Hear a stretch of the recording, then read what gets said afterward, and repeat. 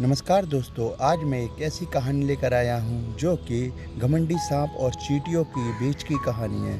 तो आप हमारी कहानी को पूरा सुने और कहानी के मज़े लें। एक जंगल में एक नाग रहता था। वह रोज़ चिड़ियों के अंडों, छिपकलियों, चूहों, मेंढकों, खरगोश एवं छोटे छोटे जानवरों को खाता रहता था।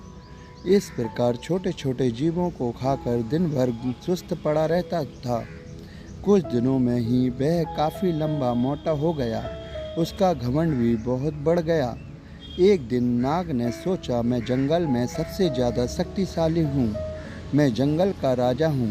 अब मुझे अपनी प्रतिष्ठा और आकार के अनुकूल किसी बड़े स्थान पर रहना चाहिए। यह सोचकर उसने अपने रहने के लिए विशाल पेड़ का चुनाव किया। पेड़ के पास चींटियों का एक बिल था। वहाँ ढेर सारे मिट्टी के छोटे छोटे कण जमा थे। नाग ने कहा, यह बवाल मुझे पसंद नहीं। यह गंदगी यहाँ नहीं रहनी चाहिए। वह गुस्से से बिल के पास गया और उसने चींटियों से कहा, मैं नागराज हूँ, इस जंगल का राजा। मैं आदेश देता हूँ कि जल्द से जल्द इस कूड़े को यहाँ से हटाओ और चलती बनो। नागराज को देखकर अन्य जानवर थर थर काँपने लगे, पर नन्ही चींटियों पर उसकी धांस का कोई असर नहीं पड़ा। अब नाग का गुस्सा बहुत बढ़ गया।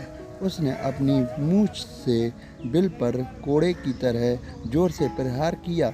इससे चींटियों को बहुत क्रोध आया। क्षण भर में 1000 चींटियां बिल से निकलकर बाहर आ गईं। वे नाग के शरीर पर चढ़कर उसे काटने लगीं। नागराज को लगा जैसे उसके शरीर में एक साथ हजारों कांटे चुभ रहे हों। वह असहाय वेदना से विलविला हो उठा। असंख्यक चींटियों से वह घिर गया था। उनसे छुटकारा पाने के लिए वह झटपटाने लगा, मगर इससे कोई फायदा नहीं हुआ। कुछ देर तक वह इसी तरह संघर्ष करता रहा, पर बाद में अत्यधिक पीड़ा से उसकी जान निकल गई। शिक्षा, किसी को छोटा नहीं समझना चाहिए। व्यर्थ के घमंड से विनाश हो जाता है। दोस्तों, आपको यह कहानी कैसी लगी आप हमें कमेंट करके बता सकते हैं और हमारे चैनल को सब्सक्राइब, लाइक और शेयर कर सकते हैं, जिससे कि ऐसे ही कहानियाँ आपको मिलती रहें। तब तक के लिए धन्यवाद दोस्तों। मिलते हैं नेक्स्ट वीडियो में।